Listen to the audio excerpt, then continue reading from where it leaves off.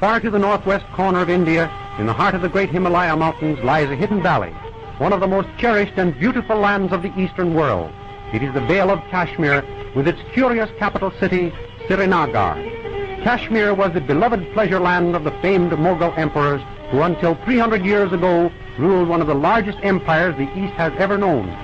It is to this ancient home of the emperors that we go to enjoy a peep into this wonderland of natural scenery and of happy people. Until a few years ago, none but serious travelers or explorers could make the 200-mile journey over the 15,000-foot barrier of surrounding mountains that separate Kashmir from the spreading plains of India. Over these passes, where pack trains with so much difficulty and peril traveled before, we may drive in comfort along a zigzag mountain road, a marvel of modern engineering built with the aid of Western road makers by the Maharaja, Prince Ruler of Kashmir. If you are one of the fortunate visitors, you will gladly pay the toll of $10 to speed so easily over these mountains to this most amazing and lovely city of the East, built over the waterways of the great Jhelum River, which for 3 miles forms its high street or Broadway. Srinagar, the capital of Kashmir, is old, very old. It boasts of written records dating back to the time of Christ. Many times in its history, Kashmir has been sacked and plundered, but still it lives on. The descendants of the emperors preserved their distinct nationality and, clinging to the soil of their beloved valley, are now happy under its present good and just ruler, the Maharaja Sir Hari Singh. In the heart of the city stands the Shah Hamadan, the principal Mohammedan mosque, with inlaid walls scintillating the brilliance of crystal and precious stone. Every day the Mohammedan of Kashmir, despite his occupation, gives a sacred half-hour to prayer. In the open streets, with the busy city life going on about him, he pauses to commune with his God.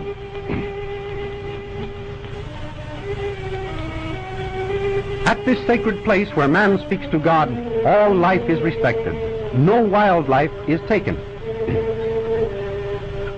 There is a pool here where the fish swim in from the river to eat bread from the hand of the priest.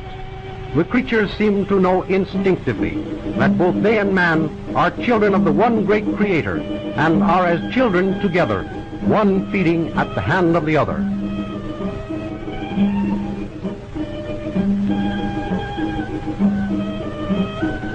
Just as Srinagar, built on the water, has been called the Venice of the East by the Western visitors who now journey each year to see it, so we might also call the countryside where we must travel by boat over lakes, rivers, and canals, the Holland of the East. How well has nature blessed Kashmir? Everything needed for life seems to have been placed close to hand. Just the casting of a net over the water brings a reward of several fish at every throw.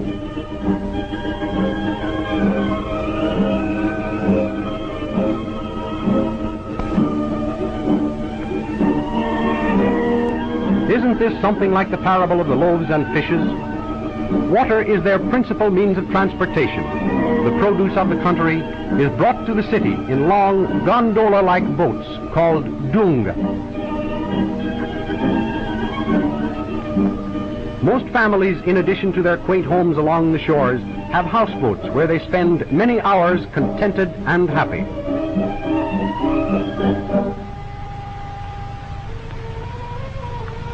On the deck of her floating home, the housewife spins with a crude wheel, as used in the days of the prophets. As these primitive people sojourn about the waterways, they are accompanied by all their domestic animals and float easily along amid the green pastures with plenty of eggs, meat, or milk to supply their needs. For 150 miles throughout the length of the Vale of Kashmir, our craft may glide amid scenery that can only be produced by the master hand of nature.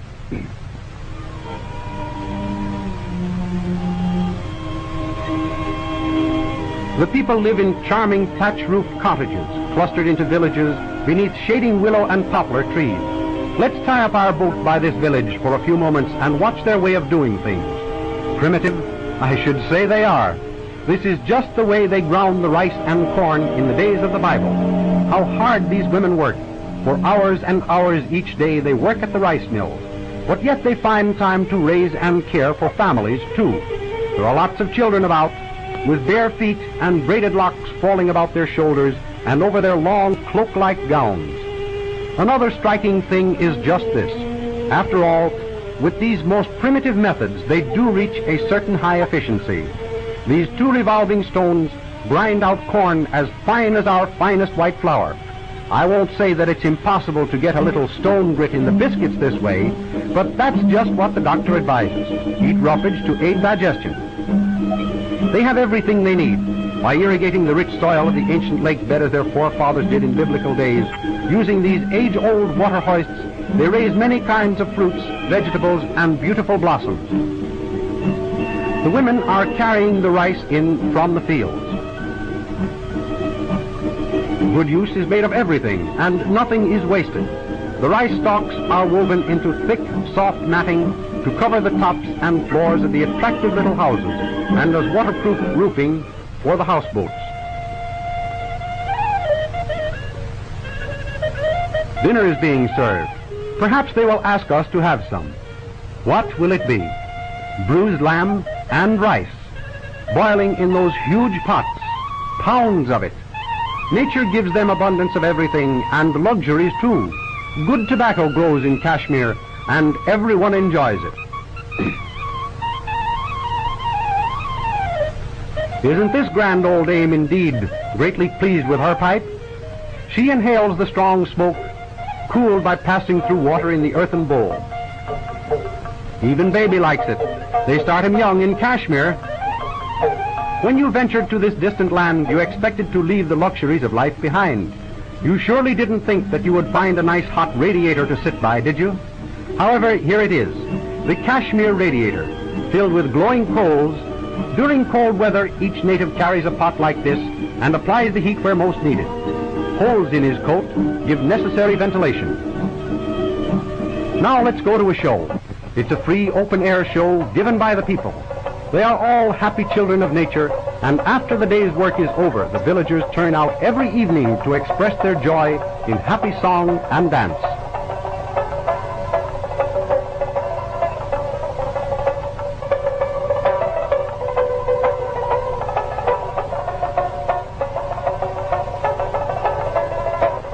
So the day passes, and the people work and play, but never at the end of day will they forget their God.